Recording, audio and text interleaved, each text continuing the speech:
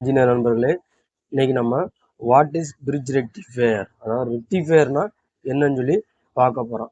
ரெக்டிஃபையர்னு என்னன்னு பார்த்தீங்கன்னா, அது ஒரு சர்க்கியூட்டு. அது என்ன பண்ணணும்னா ஏசியை வந்து டிசியாக கன்வெர்ட் பண்ணோம், அவ்வளோதான். வேற ஒன்றுமே கிடையாது. ஏசியை வந்து டிசியாக கன்வெர்ட் பண்ணோம்.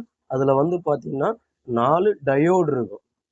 அது எப்படி இருக்கும் பார்த்தீங்கன்னா ஒரு பிரிட்ஜ் கான்ஃபிகரேஷனில் இருக்கும். ஸோ அதான் வந்து பார்த்தீங்கன்னா bridge rectifier. A bridge rectifier is a circuit that converts AC to DC using 4 diodes arranged in bridge configuration. So இதான் வந்து என்னன்னா bridge rectifier. இதில் வந்து T1, T2, T3, T4ங்கிற 4 டயோடு இருக்கும். 4 டயோடும் பார்த்தீங்கன்னா என்ன ஆகும்னா ஒரு பிரிட்ஜ் கான்ஃபிகரேஷனில் இருக்கும்.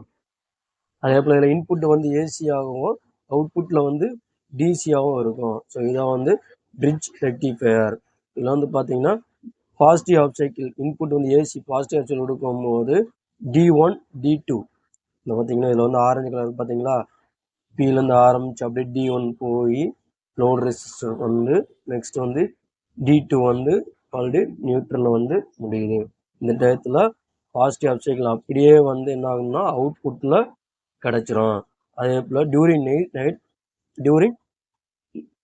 நெகட்டிவ் ஆஃப் சைக்கிள் அப்படி வரும்போது பார்த்தீங்கன்னா அதே போல் அந்த ப்ளூ கலர் பாருங்கள், அப்படியே வந்து D4 போய் லோட் ரெஸ்ட் வழியாக போய் நெக்ஸ்ட்டு T3 வந்து ஃபேஸில் ஜாயின் பண்ணுறோம். ஸோ இதுவே டயத்தில் நமக்கு என்ன ஆகும், அப்படியே ஷிஃப்ட் ஆகி ஒரே சைடில் வந்து நமக்கு கிடைச்சிரும். ஸோ இந்த மாதிரி மாறி மாறி நமக்கு கிடைக்கும். இதான் வந்து ஏசியை டிசியாக மாற்றி தான் பல்சேட்டிங் ஃபார்ம். ஸோ இதான் பிரிட்ஜ் ரெக்டிஃபையர். தேங்க்யூ.